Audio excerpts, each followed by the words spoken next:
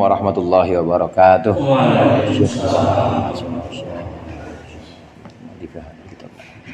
Al-Fatihah. A'udzu minasyaitonir rajim. Bismillahirrahmanirrahim. Rahmanir-Rahim. Maliki yaumiddin. Iyyaka na'budu wa iyyaka nasta'in. Shiratal ladzina an'amta 'alaihim.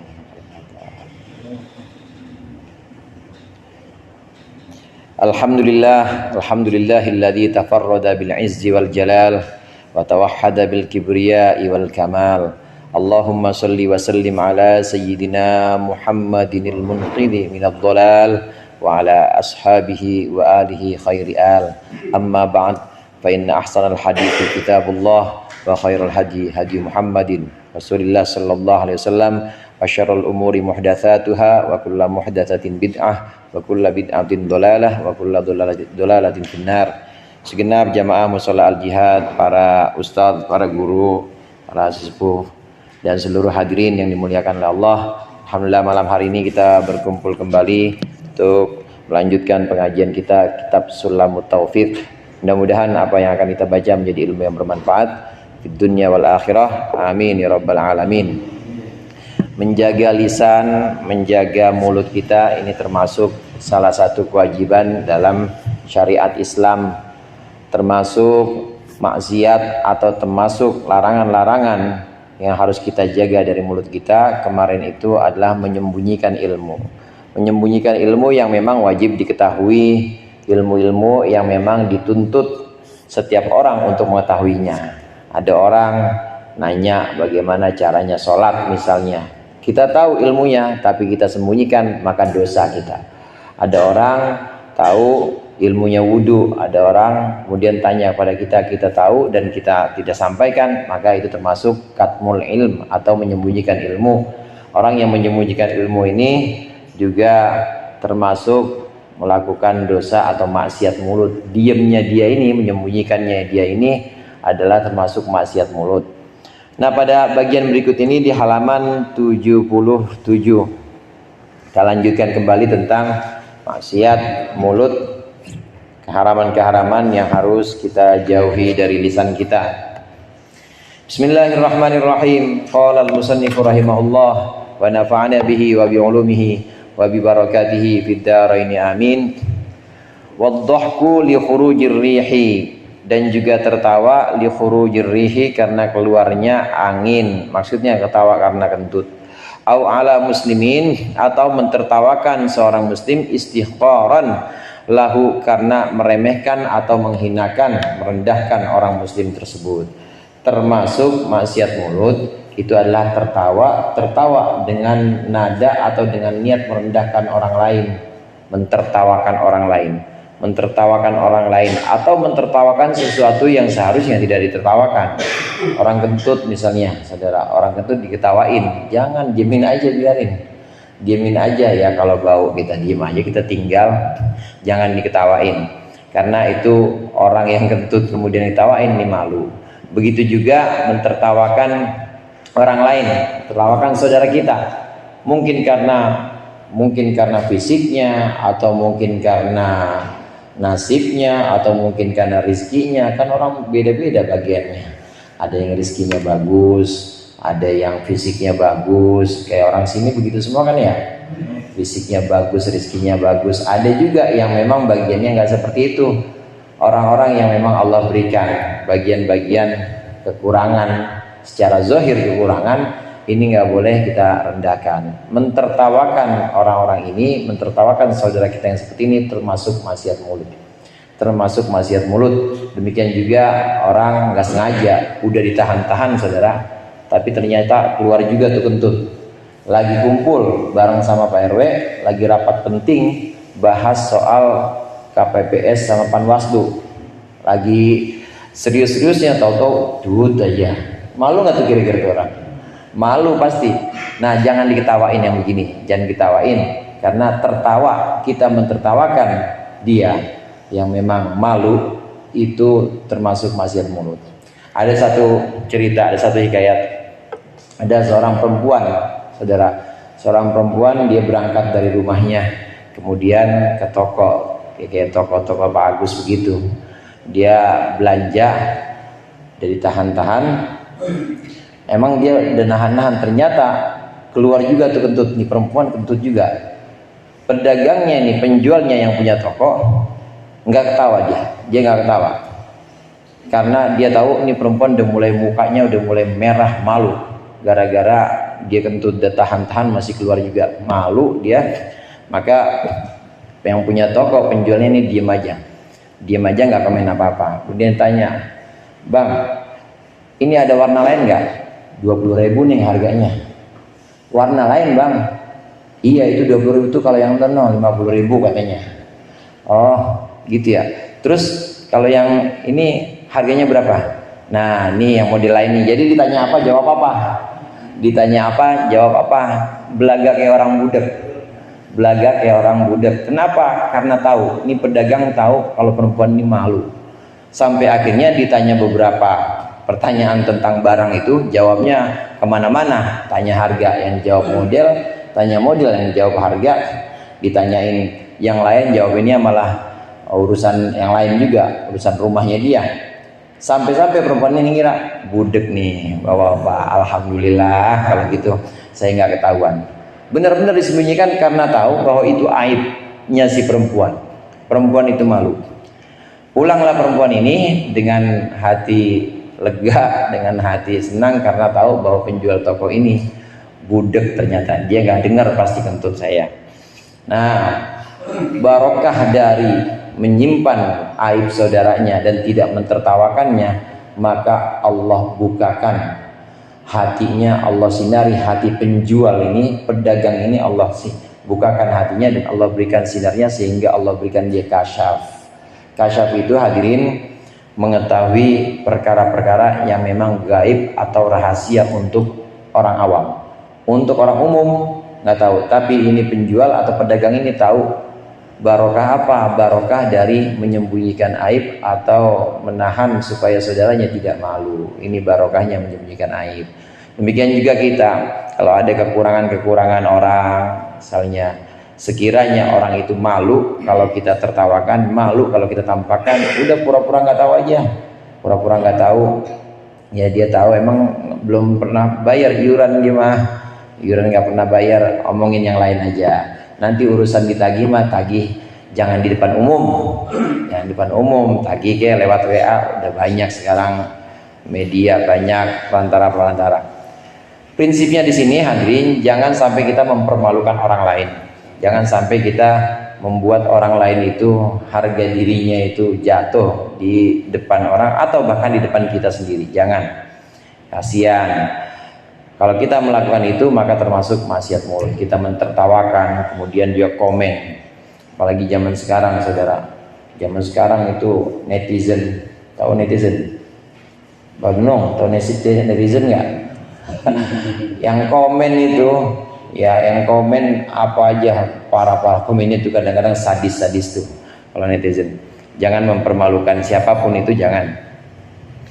Kemudian termasuk maksiat mulut yaitu wakat musyahadati, dan juga menyembunyikan syahadah atau menyembunyikan kesaksian.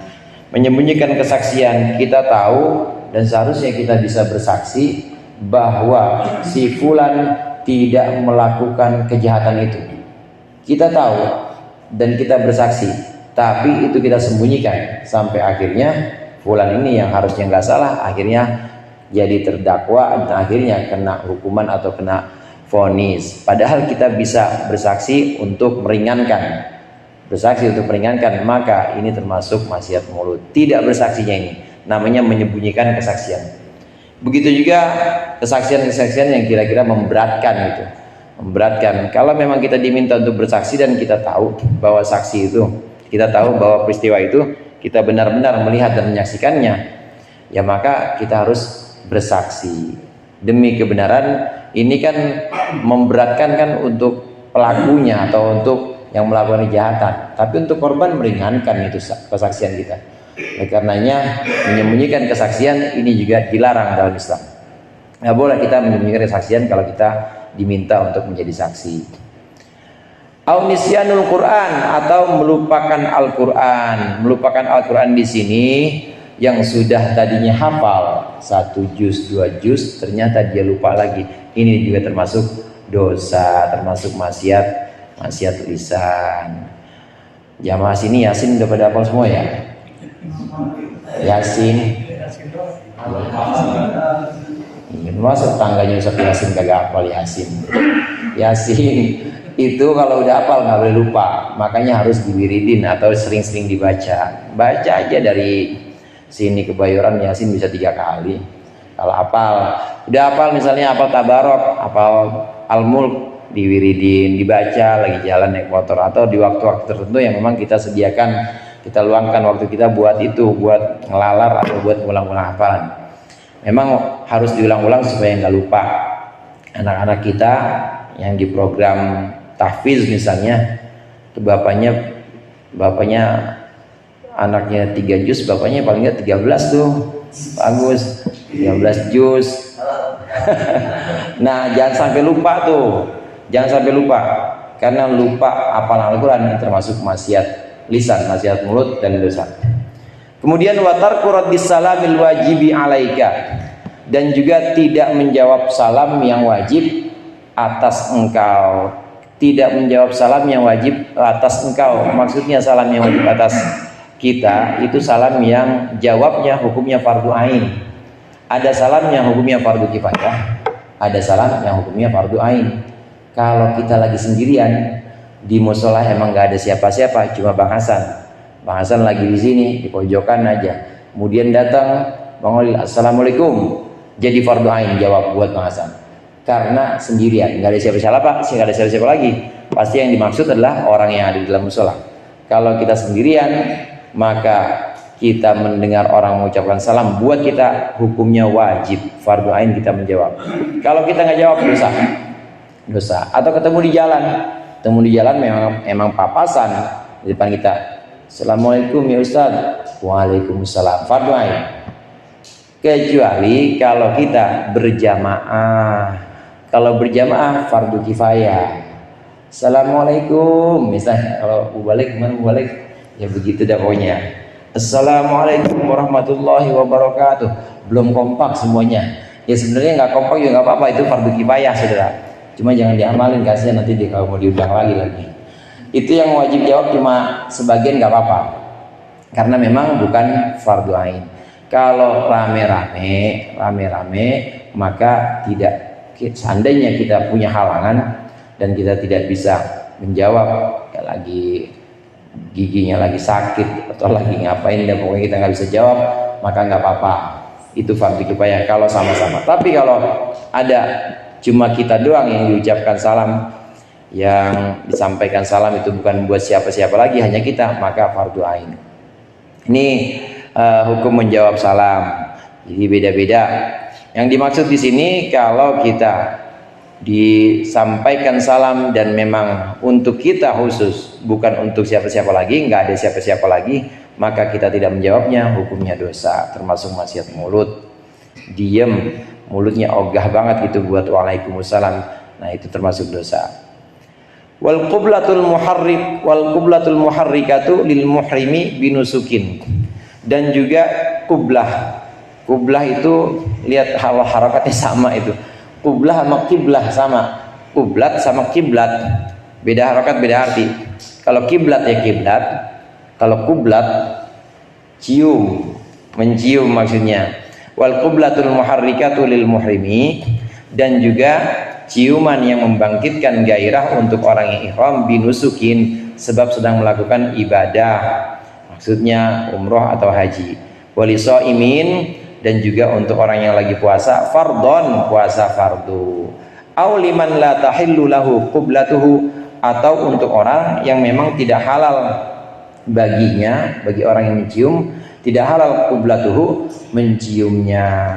Mencium ini juga termasuk maksiat mulut. Maksiat mulut. Mencium apa? Mencium halilah, atau mencium orang yang halal buat kita, istri misalnya, atau istri mencium suami misalnya, ini kan halilah atau halil, orang yang memang halal buat kita. Mencium dengan cara ciuman yang membangkitkan gairah. Ya, pada tahu semua ya ciuman yang membangkitkan gairah. Ya begitu, ciuman yang mengakibatkan gairah. Kalau penjelasan syarih atau penjelasan yang mensyarahkan kitab ini disebutkan dengan bibir. Ciuman dengan bibir yang membangkitkan gairah, meskipun itu pada orang yang halal untuk kita, istri atau istri mencium suami misalnya, ini mencium membangkitkan gairah padahal dia sedang puasa Ramadan atau puasa wajib, atau dia sedang ihram dan haji, ini juga termasuk maksiat mulut. Jadi di sini yang dimaksud adalah mencium orang yang memang hadilahnya kita mencium suami atau istri sendiri, ini dalam keadaan yang memang dilarang. Apa keadaan dilarang? Puasa Ramadan nggak boleh, itu termasuk maksiat mulut karena bisa membangkitkan gairah, bisa-bisa batal jadinya, bisa batal karena bisa membatalkan puasanya. Begitu juga ihram, saat ihram, baik ihram umroh maupun ihram haji, pokoknya udah niat ihram, udah ambil mikot haji atau mikot umroh, maka udah banyak atau udah ada beberapa keharaman yang tidak boleh dilakukan. Mencium pasangannya atau pakai minyak wangi misalnya, pakai minyak wangi nggak boleh juga kalau udah ambil ihram. Kita tawaf misalnya lagi umroh saudara atau lagi haji tawaf, itu megang kiswah, megang bungkus Ka'bah nggak boleh. Wangi itu batal kita kalau masih dalam keadaan ihram. Kalau kita udah tahallul, tawafnya tawaf sunnah biasa, nggak apa-apa kita pegang pakai wangi-wangian. Tapi kalau kita habis ambil mikot dari Ji'ronah, habis ambil mikot, kemudian pertama-tama memang tawaf dulu, nanti habis tawaf baru sa'i. Lagi tawaf itu kita tawaf wajib, tawaf fardu atau tawaf rukun, kita selesai tawaf 7 kali, megang itu, maka kena dam. Nah ini, kena apa namanya dam itu? Denda, ya, kena denda. Karena pakai wangi-wangian, karena itu wangi, kena tangan kita wangi. Pakai sabun juga nggak boleh, karena lagi ihram. Kalau sudah tahallul nggak apa-apa, kita tawaf sunnah kita pegang nggak apa-apa. Nah kembali ke permasalahan mencium orang yang memang halal untuk kita dalam keadaan ihram atau dalam keadaan haji, termasuk maksiat mulut, haram hukumnya. Atau dalam keadaan berpuasa, puasanya puasa Ramadan atau puasa wajib. Puasa wajib memang bukan cuma Ramadan, hadirin. Puasa yang dinadarkan wajib juga. Puasa yang memang sifatnya qadha atau bayar itu juga wajib. Udah tanggal 15 Sya'ban belum bayar juga, belum bayar, maka puasanya itu ya puasa wajib, namanya puasa qadha.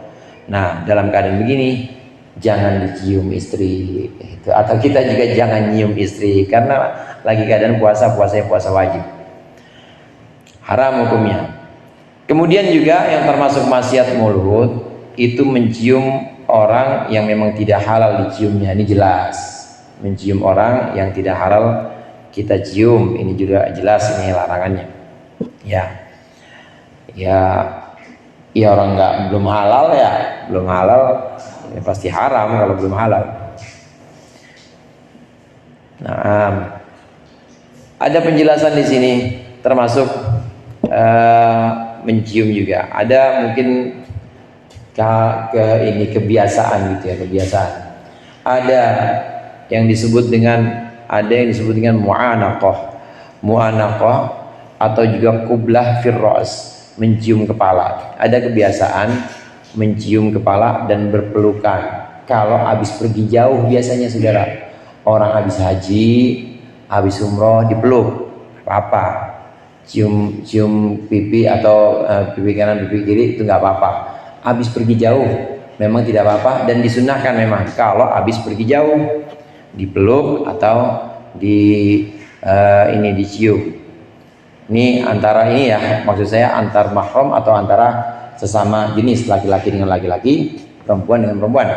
Kalau yang beda jenis bukan mahram, jelas nggak boleh berpelukan. Nah ini saya lagi bicara yang sama, satu jenis, laki-laki dengan laki-laki atau perempuan dengan perempuan, berpelukan dan juga cupika-cupiki ya. Nah ini kalau cara kita cupika-cupiki ini Disunnahkan saat kita habis pergi jauh atau bertemu dengan orang yang pergi jauh. Kalau tidak habis pergi jauh, tidak disunnahkan, bahkan makruh hukumnya. Makruh orang tiap hari ketemu sama security BRI, sama bosnya cubit-cubit pelukan, nggak boleh, makruh itu hukumnya. Jadi kalau nggak ini ya, nggak dalam habis, bukan dari perjalanan jauh, nggak usah pelukan dan juga nggak usah cium ke pipi kanan pipi kiri, biasa saja. Tapi kalau habis pergi jauh itu memang sunnahnya seperti itu. Ini satu tambahan sebagai penjelasan tadi qublah atau mencium. Ada lagi juga yang disebut dengan musafahah. Musafahah itu salaman yang biasa. Ini juga termasuk sunnah kita. Termasuk sunnah orang yang bersalaman, kata Rasulullah, dua orang laki-laki yang bersalaman bertemu dan dia keduanya bersalaman, maka akan Allah hapuskan kedua dosa orang tersebut. Dosa kedua orang tersebut akan Allah hapuskan hingga dia berpisah. Jadi selama dia dalam pertemuan itu, insya Allah dosa-dosanya itu dihapuskan. Salaman soalnya di awalnya, musafahah namanya. Ada musafahah juga, ada lagi selain musafahah, mencium tangan. Mencium tangan orang soleh atau orang yang memang kita tahu itu seorang zahid. Zahid itu orang yang benar-benar berpegang teguh kepada ajaran agama Allah dan benar-benar warok, benar-benar hati-hati, namanya zahid. Gak sembarangan orangnya. Orang zahid ini gak sembarangan, nerima apa-apa gak sembarangan, kemudian amalnya, perbuatannya juga benar-benar dijaga, namanya zahid. Untuk orang soleh dan juga orang zahid, kita terhadap orang soleh, orang alim yang berilmu, dan juga orang soleh, orang alim dan juga orang zahid. Zahid ini bisa dikatakan orang soleh juga. Orang alim dan orang soleh sunnah untuk kita mencium tangannya, karena kita tahu keutamaan ilmu dan kita tahu keutamaan zuhud yang memang ada dalam diri orang tersebut. Ngelihat ada satu orang atau ada satu guru memang kita tahu ilmunya, cium tangan gitu. Atau melihat ada satu orang yang kita tahu kesolehannya atau kezuhudannya, perilakunya benar-benar dijaga, tutur katanya benar-benar dijaga, zahid termasuk, maka kita disunahkan mencium tangannya. Ini sunnah mencium tangan. Ada mencium tangan memang disunahkan untuk orang alim atau orang zahid, kepada orang alim atau kepada orang zahid. Tapi jangan kepada orang kaya, nggak boleh mencium tangan orang karena kekayaannya, nggak boleh. Kalau satu riwayat menyebutkan orang yang menghormati orang kaya karena kekayaannya, zahaba thulutsa dinihi, maka 2/3 agamanya itu hilang. Jadi nggak boleh kita menghormati orang kaya, cium tangan itu karena kekayaannya, nggak boleh. Biasa aja, ciuman biasa aja udah.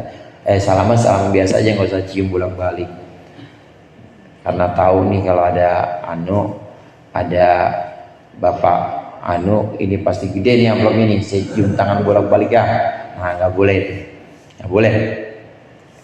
Kalau kita mau cium tangan kepada orang alim atau orang zahid, yaitu orang yang benar-benar agamanya terjaga, itu disunnahkan. Ini terakhir pembahasan kita di bab maksiat mulut. Kemudian kita masuk kepada maksiat telinga. Wa min ma'asil udhuni al-istima'u ila kalami qaumin akhfawhu anhu wa ilal mizmari wat tumburi. Tumbur, kalau di sini tombur, tapi lebih baik tumbur bacanya. Wasail aswati al-muharramati wa kal istima'i ilal ghibati wan namimati wasail aqwalil muharramati. Dan termasuk maksiat telinga, al-istima'u ila kalamin qaumin akhfawhu anhu, mendengarkan pembicaraan orang-orang yang memang mereka orang-orang tersebut menyembunyikannya dari seseorang tadi, dari seorang pelakunya atau dari seseorang. Wa ilal mizmari, dan kepada seruling, wa tumburi, dan tumbur itu semacam gitar, kecapi, wasail aswatil muharramati, dan segenap suara-suara yang memang diharamkan. Suara-suara yang mengharamkan termasuk juga gendang, wakal istimai ilal ghibati. Dan sampai di sini maksiat telinga. Semua anggota badan kita ini memang dimintai pertanggungjawaban nanti. Karenanya kita wajib menjaga. Kemarin mata, kemudian mulut sudah selesai, nah sekarang telinga. Maksiat telinga yang pertama disebutkan di sini adalah mendengar percakapan kaum, mendengar percakapan orang-orang atau satu kelompok yang memang mereka rahasiakan. Kita tahu itu urusan rahasia, urusan KPPS ya misalnya. Ternyata kita nguping, termasuk maksiat kuping, termasuk maksiat telinga, nggak boleh. Kita tahu ini rapat, memang rapat terbatas, cuma buat pengurus harian musolah al jihad, anggota-anggota nggak ada yang boleh ikut. Soalnya ini soal yang penting, emang disembunyikan, pengurus harian aja. Kita nguping maka termasuk maksiat telinga. Tidak boleh kita nguping mendengarkan pembicaraan satu kelompok yang memang dirahasiakan untuk kita, nggak boleh. Terkait ini kemudian yang sudah kita baca tadi terkait dengan maksiat telinga, yaitu mendengarkan seruling, gitar dan semua suara-suara yang memang diharamkan, gendang dan lain sebagainya. Jamaah rahimakumullah, memang setiap hukum itu ada ilatnya, ada sebab keharamannya. Ketika ilatnya itu hilang, maka hukumnya bisa berubah. Ilat ini merupakan sebab keharaman. Ilat dari alat musik itu adalah alatul mulahi, atau alat-alat yang membuat kita lalai, yang membuat kita itu jadi abai kepada kewajiban-kewajiban kita. Waktunya sholat, dia malah main gitar. Waktunya ngaji, dia malah main suling. Waktunya belajar, waktunya kewajiban kita, misalnya kerja, dia malah mendengarkan sesuatu yang melalaikan dia dari kewajiban-kewajiban kerja dan lain sebagainya. Nah, ini yang dimaksud suara-suara yang melalaikan ini. Selama ada ilatnya maka haram, karena ilat atau sebab hukumnya itu tadi adalah melalaikan, membuat lalai. Kalau sekiranya itu tidak membuat lalai, maka ada sampai batas hukum makruh, ada sampai batas hukum makruh. Yang penting di sini jangan sampai kita lalai, jangan sampai kita mengabaikan kewajiban-kewajiban kita. Banyak alat-alat musik, bukan hanya alat musik, alat-alat permainan yang memang bisa membuat kita lalai, dan itu berpotensi sekali untuk bikin kita jadi acuh atau bikin kita jadi mengabaikan kewajiban-kewajiban. Nah, kalau kita bisa menghilangkan dan kita bisa menghindarkan kelalaian itu, ya maka itu tidak apa-apa, diperbolehkan. Di sini yang disebut di sini alatul mulahi, ilatnya itu adalah ilat kelalaian. Kalau menyebabkan kelalaian, maka itu termasuk maksiat kuping, termasuk maksiat telinga. Nggak boleh kita mendengarkan itu. Kalau kita habis dengar itu, kemudian jadi malas sholat. Kalau habis dengar itu, kemudian kita jadi malas ngaji, itu nggak boleh. Sairil aswatil muharramati, dan semua suara-suara yang memang diharamkan, pokoknya suara-suara yang kira-kira melalaikan kita dari kewajiban-kewajiban. Wakal istimail gibati wan namimati, dan seperti mendengarkan gibah wan namimati dan adu domba, wasail aqwal muharramati, dan seluruh perkataan-perkataan yang diharamkan. Bi khilafi ma idza dakhala alaihi sima' qahran, kecuali kalau masuk terhadap seseorang mendengarkan qahran secara terpaksa, wa karihahu, dan dia tidak menyukainya, walazimahul inkaru in qadarat, maka dia wajib mengingkarinya jika dia mampu. Gibah, namimah, adu domba, kemudian gibah, membicarakan keburukan orang lain, itu yang ngomong dosanya dosa lisan, mulut. Yang ngedengerin dosa juga, dosanya dosa kuping. Karena orang yang mendengarkan gibah itu adalah sekutunya atau partnernya, temennya. Jadi dua-duanya dosa juga. Yang ngomong dosa, yang ngedengerin dosa. Apalagi ngedengerinnya sambil nyatet. Rajin amat dicatetin. Oh, dicatetin tuh dengerin gibah. Namimah juga demikian. Namimah itu adu domba. Dia lapor sama si fulan A, dilapor sama si A. Bang, lu kata si istri lu jelek amat. Cuma lo kayak begitu tapi istrinya jelek. Nanti diaduin lagi sama orang yang sama nih, diaduin ke yang pihak yang satu. Iya, lu dijelek-jelekin, lu katanya miskin, urat miskin, emang lu nggak kaya walaupun istri lu cantik. Terus jadi berantem nih. Contoh sederhananya demikian. Namanya namimah. Ini juga kita mendengarkan, ini juga hukumnya dosa, maksiat kuping. Mendengarkan namimah, mendengarkan gibah, dan banyak lagi yang sifatnya ini merusak hubungan kita dengan sesama, merusak hubungan kita dengan orang lain. Ini hukumnya haram, maksiat kuping. Yang sering ini kan gibah mungkin ya, yang sering ini gibah. Kalau kita tahu itu adalah majelis gibah, jangan datang ke situ. Kalau kita udah tahu. Lain hal kalau kita nggak tahu dan kita di situ dalam keadaan terpaksa, artinya nggak bisa keluar. Selama kita bisa mengingkarinya, ingkar di sini artinya negor mereka, ya tegur. Kalau kita nggak bisa tegur mereka, maka kita banyakin dzikir. Kalau perlu dzikir lisan. Jadi dia pada ngomong atau ada orang ngomongin buruknya orang lain atau gibah, ya kita dzikir aja. Apa kayak yang kita baca? Apa Allahul kafi, Rabbuna kafi, Qasatna kafi, gitu aja. Agak kencang, jadi dengerin gitu. Jadi kedengeran sama orang yang gibah. Kalau kita bisa seperti itu, silakan. Kalau nggak bisa, dzikir dalam hati. Dzikir dalam hati apa aja pokoknya. Kalau kita nggak bisa keluar dari tempat itu, di kantor, emang keadaannya susah. Yang gibah bosnya. Dia mau pergi gimana? Pokoknya banyakin zikir.